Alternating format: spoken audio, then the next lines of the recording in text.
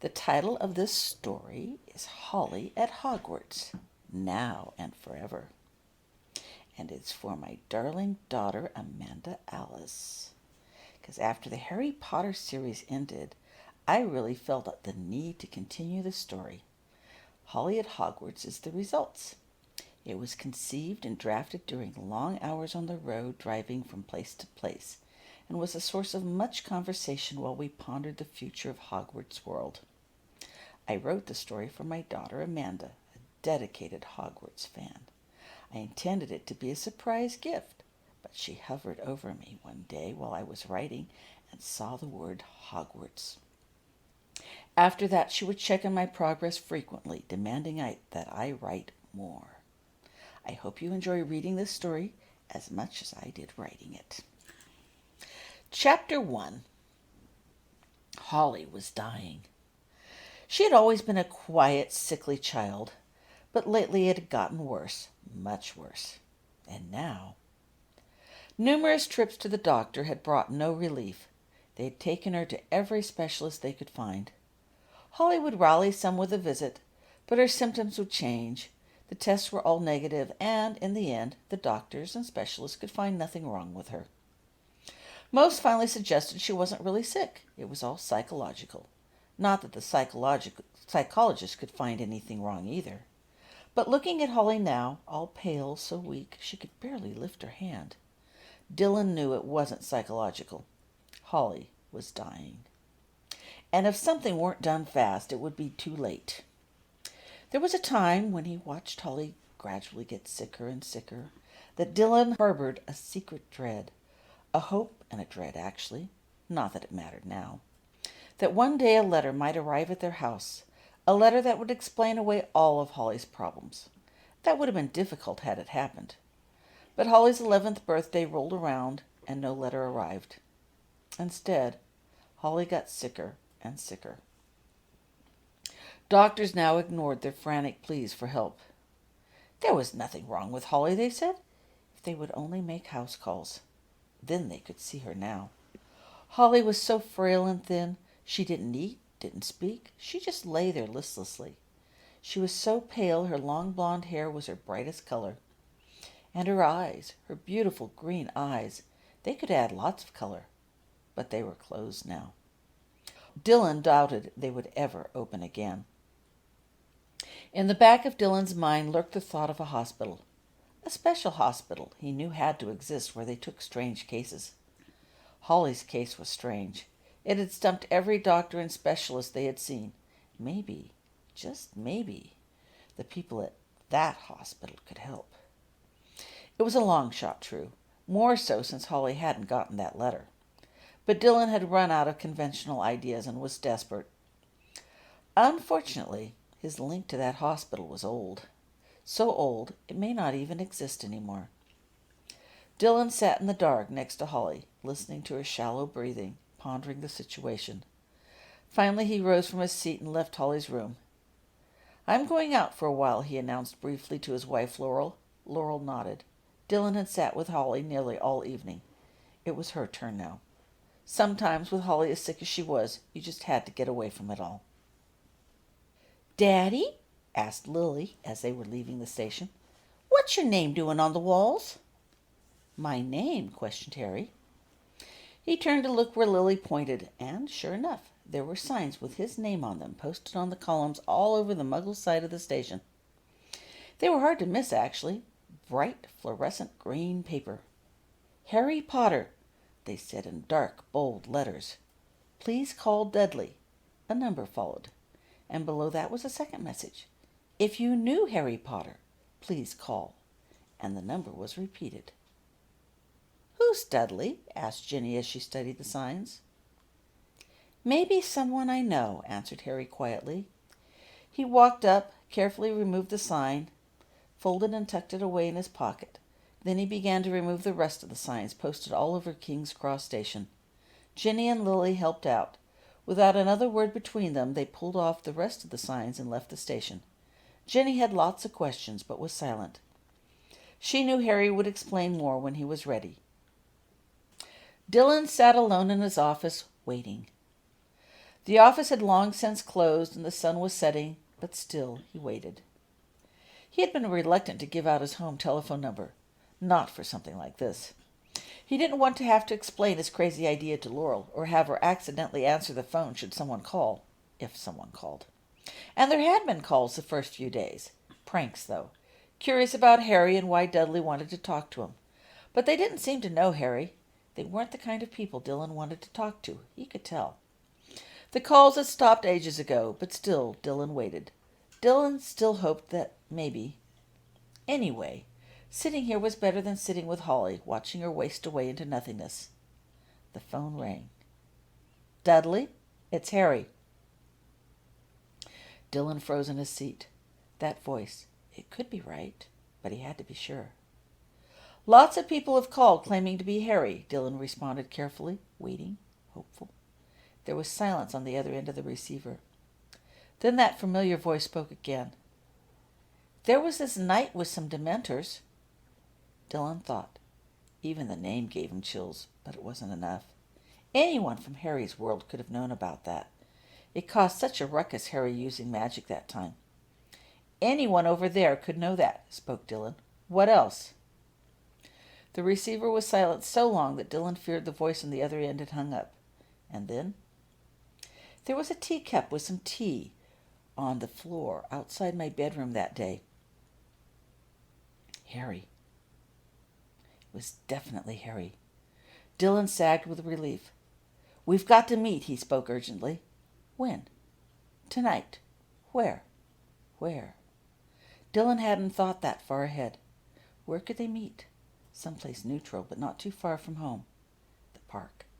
"There's a park," he began, and proceeded to give Harry the directions. "Can you be there?" Dylan asked when he finished. "I can be there," the quiet voice on the other end assured him. "How soon?" Dylan thought quickly. It would take him a while to get there from here, but who knew where Harry was? 20, 30 minutes? Is that okay?" "That would be fine. I'll be there." And the voice on the other end rang off. Dylan hung up his own phone, quickly grabbed his coat, and left the office. Maybe, just maybe, he had found one last chance for Holly. The park was empty. It was late and dark now. Dylan could see the playground swings move gently in the breeze when he got out of his car. He could hear them creak lightly as he drew closer. But he didn't see anyone at all. Then, suddenly, there was movement, and Harry was there. He had been standing quietly in the shadows, camouflaged by their darkness. Harry stepped into the light. "Dudley?" he asked. "Yeah," confirmed Dylan. He hurried forward, hand extended, and then stopped. They hadn't ever been the best of friends, even on a good day. How do you greet someone like that after nearly 20 years? Dylan withdrew his hand. "You, look good," he said instead. "You haven't changed a bit." And it was true. Long and thin, hair slightly untidy, the same style glasses. Harry still had that scar on his forehead. He was a little older, sure, but definitely Harry. Dylan had been relieved that Harry wasn't wearing something, well, weird, like his friends had been wearing when they last saw each other. Harry looked actually normal in that coat and tie, but his hands were in his pocket, one of those pockets, no doubt, hiding what Dylan knew must be there. "You've, changed," said Harry bluntly. Dylan scrambled to remember what he must have looked like back then. It was so long ago. "You see, after we moved, I met this girl, and, I lost 40 pounds. And I got married, and I have a family, 2 kids. Little Vernon looks just like his granddad when he was young. And Holly, well, when she smiles, it's like the sun comes out from behind the clouds." Dylan smiled at the memory. "I'm glad to hear that," replied Harry. "But you didn't ask me to call and just catch up on old times." No." Dylan struggled to find the right words. Harry wasn't making it any easier. He just stood there calmly waiting. "It's Holly," Dylan finally blurted. "She's dying." The words came out in a rush now. "We've been to doctors and specialists everywhere, but it doesn't help. They can't find anything wrong with her. They think we're crazy, but she keeps on getting worse and worse. She's gonna die." "I'm sorry to hear that," replied Harry quietly. "But Holly's a muggle. We don't deal with the problems of the muggle world. You know that." "Yes, I know," responded Dylan. "But Holly's case is different. Nobody knows what's wrong with her. You must have a hospital, one that takes, strange cases? I thought maybe they might know. Maybe they could figure out. Dylan's voice trailed off. How old is Holly? Asked Harry abruptly. She's 11, answered Dylan. Just turned 11 in July. And she didn't get a letter? Asked Harry. Dylan shook his head. Then Holly is a muggle. I'm sorry, Dudley, but she's a muggle, and we don't deal with muggle problems. Look at Harry, said Dylan desperately. She's dying, dying. What if it were your little girl dying, and you were watching helplessly, and you knew there was some hospital or doctors out there that maybe could help? Wouldn't you do whatever you could to get her there? Harry studied Dudley. He was still big, portly, but more muscle than fat, with thinning blonde hair, and there were circles under his eyes betraying the long days of little sleep.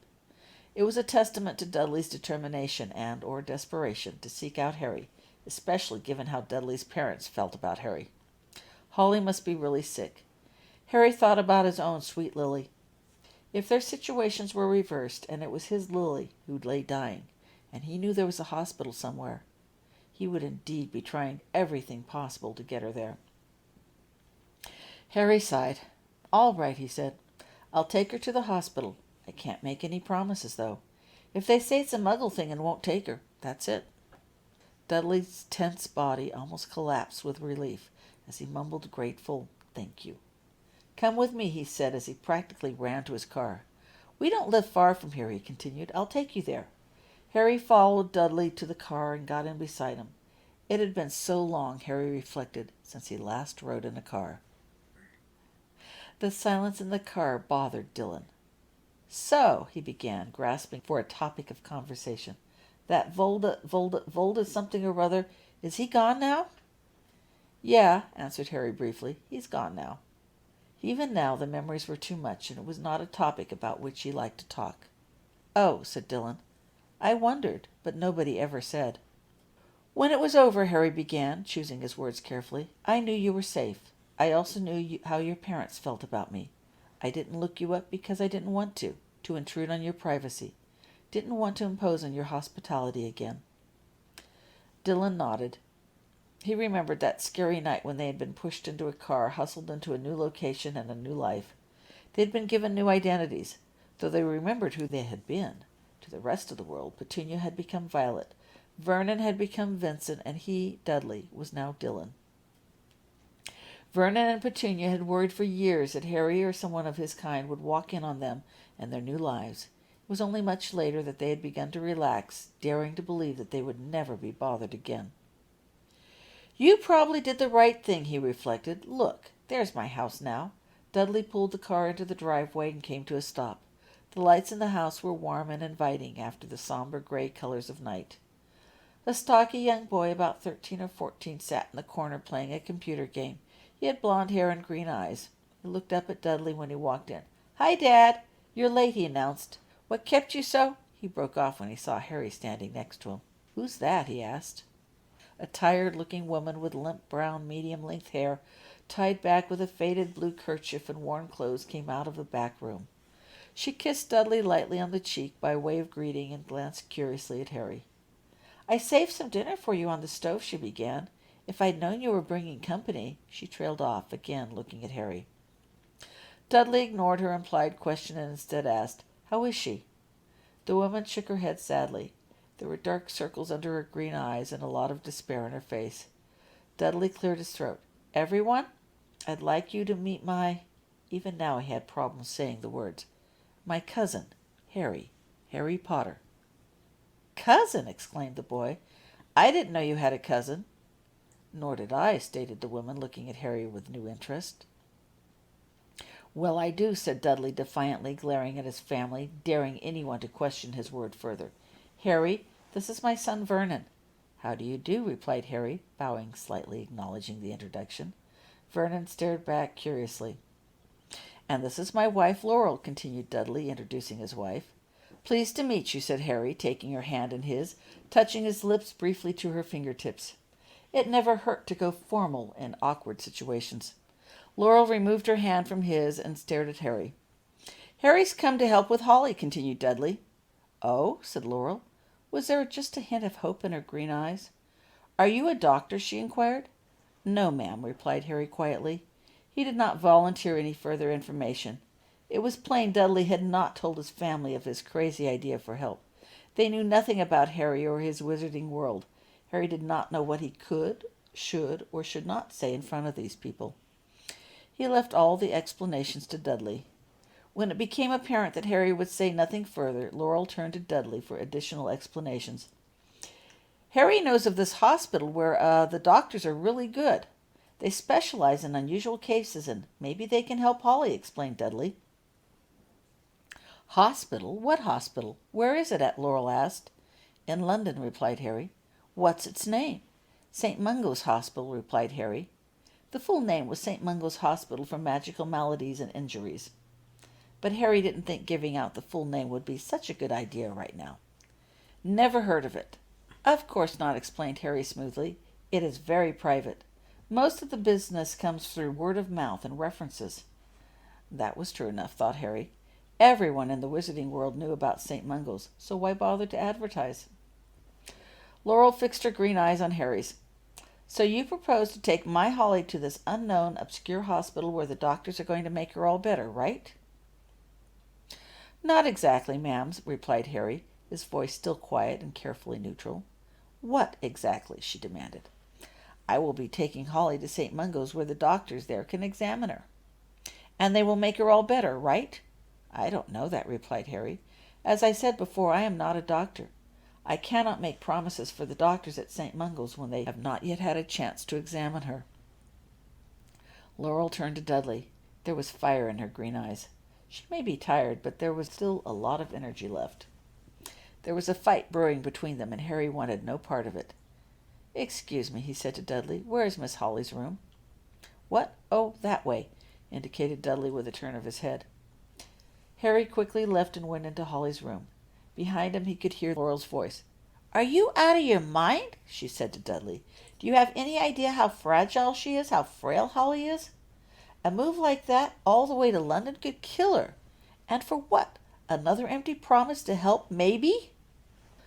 Harry shut out Dudley's response and focused on the figure in the room. The room was dim, but he could see a shape lying on the bed. She was so thin she was almost skeletal. For a moment Harry thought she was already dead. But then he saw a faint hint of movement to her bony chest that indicated a breath. Privately, now that he saw her, Harry agreed with Laurel. It could be dangerous, even deadly, to move Holly. But Harry had promised to take her to St. Mungo's. If he moved quickly, he might even be able to get her there before she died. Harry looked around the room. He saw a quilt folded neatly on a nearby chair. The voices continued on in the background. Laurel's voice was rising ever louder. You want to entrust our Holly to a distant cousin I've never heard of, you've never even talked to, for over 15 years? More like 20, corrected Harry privately, as he grabbed the quilt and gently wrapped it around Holly. Then he lifted her up. She was so light. Oh, Holly, he thought desperately while brushing a strand of long blonde hair away from her pale face. I hope I am doing the right thing. Harry carried Holly into the other room. The fighting stopped the moment the two saw her. What are you doing? Asked Laurel. I'm taking her to St. Mungo, said Harry. She'll die. She's already dying, agreed Harry. Visiting St. Mungo's can't make her any worse. Do you think it'll help? I don't know. Probably not. No, said Harry dully. So why are you doing it? Because I said I'd try, said Harry resolutely. And, he continued thoughtfully, looking down at her tiny form, because she's family. Then let me get my coat, said Laurel. I'm going with you. No! Both Harry and Dudley practically shouted together. I mean, explained Harry more calmly, I don't think that would be a good idea. I can travel much faster alone, and I think we're agreed that speed is of the essence. That's right, confirmed Dudley desperately. Harry can get there much faster on his own. What would Laurel think if she actually saw the hospital in question? Then he remembered that Harry's transportation, whatever that was probably still in the park. Laurel hesitated. Harry used that moment to his advantage. I'll call as soon as I learn something, Dudley, he said. Could you get the door, please? Dudley? Who's Dudley? Laurel shrieked. Dudley ran to get the door. Harry quickly walked out of the house with Holly, leaving Dudley behind to answer more questions. Laurel's last word echoed through Harry Potter's head as he walked down the driveway. Fool, he berated himself. Of course they would have changed his name when they gave him a new identity. He should have thought to find out his current name before addressing Dudley in public like that. He must be more careful to not make such mistakes on their next meeting. It would be, Harry suspected, looking down at Holly's still form, a most difficult meeting indeed, without adding other social blunders to the occasion. Harry looked around. It was late out, and no one else was on the street. "Holly," he whispered softly, "I hope you survive this." And Harry apparated them to the streets outside St. Mungo's. Holly gave a brief shudder and a gasp upon arrival outside a Purge and Dowd's Ltd. building. Harry looked down anxiously. Had she just died? But no, she was still alive. Harry gave a sigh of relief. It was probably only his imagination, but she did seem to be breathing a bit easier. The street was empty. He walked up to the window display to face a female dummy on the other side. A cough broke the silence. Harry looked around. Had they been seen? Were they being watched? He saw a dark figure, the source of the cough, turning the corner. The person ignored Harry and walked purposefully down the street, coughing. Holly stirred and coughed. It was a small, wispy cough. Harry looked down in amazement. A moment ago, he hadn't been sure she had enough strength to breathe, let alone cough. This was encouraging. The coughing man turned the next corner and vanished from sight. Harry looked up at the female dummy and spoke. "I have a patient." The dummy face nodded and beckoned with her jointed finger. Harry, still carrying Holly, stepped through the glass and vanished. They arrived in a quiet reception room. Only one person stood before the receptionist talking. He was covered with a purple rash all over his body. He kept on scratching himself. "I was just trying to take a bath before bed," he was saying. "I didn't know my son had put some Weasley itching powder all over my soap, and now I can't get this dang rash off." He scratched himself some more. "For fastest results, you need to visit George Weasley," the bored brunette witch receptionist answered. "He has remedies for all the products he sells." "I know that," wailed the man while continuing to scratch, "but he's out of town on vacation and can't be reached until Monday. Can't you do anything about this itch today?" "Third floor," directed the receptionist. "Good luck." The man walked off, scratching continuously. Holly stirred. Harry looked down at her. She was scratching herself. Not much, but she was definitely making scratching motions. How strange, he thought. Maybe Dudley's crazy idea wasn't so crazy after all. "Next." Harry stepped forward. He looked down at Holly. I don't know exactly what's wrong with her," he began. The witch receptionist looked up at him. She surveyed Holly briefly. "You need diagnostics. Down the hall and the first door to the right," she directed. "A healer will be with you shortly." Harry obediently walked down the hall and into the room on the right. There was a chair and a small pallet. He sat on the chair but continued to hold Holly. Harry was almost afraid that to set her down would break whatever slender hold she held on to life. Shelves were full of colorful, odd-shaped bottles and flasks lined the room. A portrait of a matronly lady with dark brown hair all braided and twisted into a bun on top of her head, dressed in Middle Ages style clothing, standing amidst a room with a table full of vials and potion bottles hung on the back wall. She looked down curiously at them. "What's wrong with her?" the lady in the portrait asked. "I don't know," replied Harry. "Well, don't you worry," the lady assured him. "Healer Winona is the best there is. Thanks." Harry waited some more. A few minutes later, a short, dark-skinned man with short, white, curly hair, bushy white eyebrows, and white beard entered the room. He wore a lime green robe with an embroidered emblem of a crossed wand and bone. Underneath was a yellow polka-dot shirt, pink pants, and blue flowered suspenders.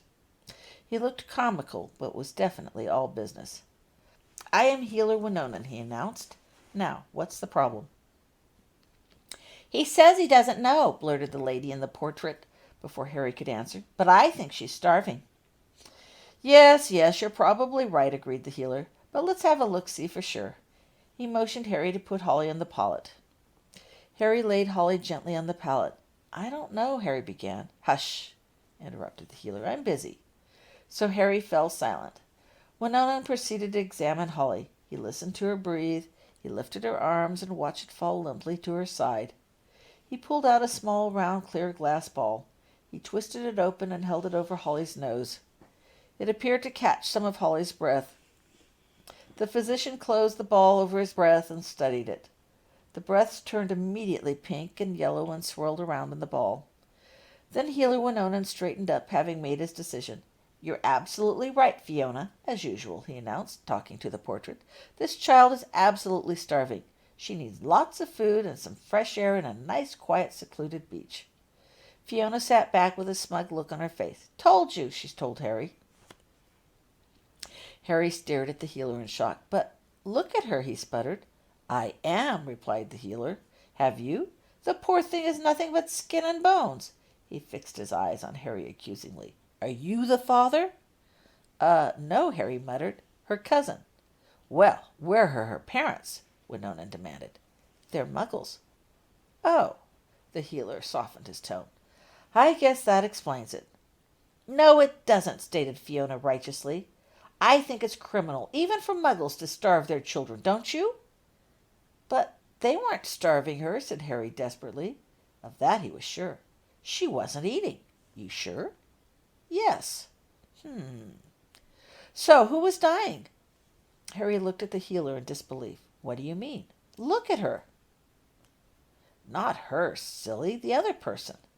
That came from Fiona, looking forward again. She had definitely taken an active interest in the case. Harry looked at her blankly. "What other person? There was no other person." Fiona sat back. "Really?" She sounded impressed. "And she's so young. What about the neighborhood? Was there somebody dying in the neighborhood?"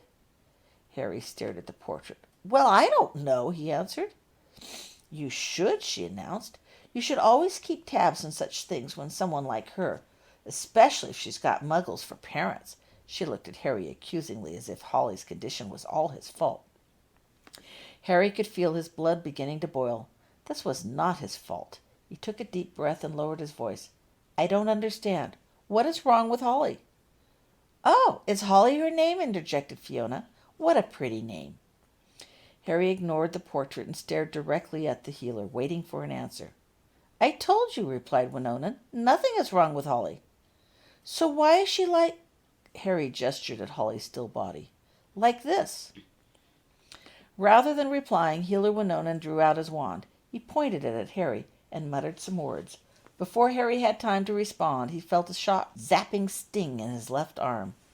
"Ow!" Harry shouted, rubbing his arm, now very painful. "What'd you do that for?" Winonan did not answer. Instead, he nodded at Holly. Harry, now more interested in his hurting arm, glanced at her briefly, turning as he rubbed his arm. Then he stared again. The pain in his arm forgotten. Holly was rubbing her left arm. The left arm at the exact same place.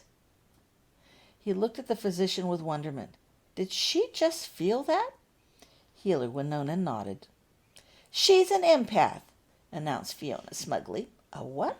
"An empath," explained Winonan. "She feels what other people are feeling. When they hurt, she hurts.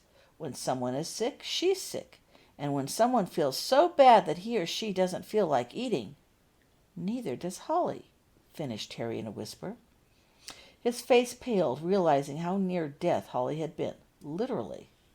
That nearness had been killing her. Taking her away from the house had, unknowingly, been the best thing he could have done for her. Healer Winonan pulled out a bright green bottle labeled Fast Food off the shelf. He uncorked the bottle and poured some of the muddy, dark brown goo into a large spoon. Gently lifting Holly's head and shoulders, he held the potion to her lips. "Drink this, my dear," he coaxed softly. "It'll help make you better." Holly obediently swallowed. She immediately started gagging and coughing. "Nasty stuff," commented Winonan sympathetically while he watched Holly's face contort. "But it'll tide you over until we can get some proper food into you." "Would you get that bottle on the end?" he asked Harry while still holding Holly up. Winonan indicated with his head a dark purple bottle of a different shelf. Harry nodded. He removed a bottle labeled Painless and held it out to Healer Winonan. "Uncork it, if you would please," he asked, and Harry obliged, uncorking the bottle. Healer Winonan held out the spoon that he had just used with the previous potion. The spoon looked sparkling clean. Harry poured the liquid from the bottle into the spoon. It was milky lavender in color. The potion sparkled and fizzled in the light. "Come along, dear," he encouraged soothingly, holding the spoon to Holly's lips. "This one won't taste nearly as bad." Holly again swallowed, but this time without any of the coughing or gagging. The healer laid Holly down. "Now rest," he ordered gently. "When you wake, we'll have a fine dinner waiting for you to eat." "What's that do?" inquired Harry, studying the bottle still in his hands. "It numbs her so she won't feel the pain or emotions of other people," explained Winona, straightening. "Mind you, this is only a temporary solution," he added, taking the bottle from Harry. He recorked it and placed the bottle back on the shelf. "If she keeps using it, she'll build a resistance to the potion, and it won't work at all. She needs to learn how to block outside emotions and pain. Then she won't need a potion." Winona examined her critically. "She looks school-age. How old is she?" Thought Harry. "She just turned 11. 11? Winona raised his bushy eyebrows. "Well, then, how come she isn't at Hogwarts?" He stared accusingly at Harry. "She never got a letter," Harry replied defensively. "I thought she was Muggle," he added faintly. "She should definitely be at Hogwarts," asserted Winona. "Why didn't she get the letter? There's going to be an investigation into this for sure. Muggles can't be expected to teach empaths how to block emotions." "I'll be looking into it immediately," Harry replied, looking at the sleeping Holly. Why hadn't she gotten a letter? It could have cost Holly her life. He needed to find the answers quickly so he could explain it to Holly's parents. Dylan sat alone in his office, waiting. Laurel hadn't exactly thrown him out of the house after Harry's visit, but when she learned the only number Harry had to contact them was at the office, Laurel had insisted Dylan remain at the office until he heard from Harry, and so he waited for the phone call he dreaded to receive. At 3 a.m. the telephone rang. Dylan looked at the phone fearfully. It was too soon. It could only be bad news. He managed to pick it up after the third ring. "Hello?" said Dylan fearfully. "Dudley, it's me, Harry. Call Laurel," the voice commanded. Oh, God, this was it. "Holly's going to be fine. The doctors want to keep her here for a day of observation. I'll bring her back the next day and explain everything." The phone disconnected before Dylan could say another word. Dylan dropped the phone on the desk and cradled his head in his arms. Tears streamed down his face. He felt as if an enormous weight had lifted from his shoulders. After a while, Dylan wiped off the tears, got up, grabbed his coat, and left the office to go home.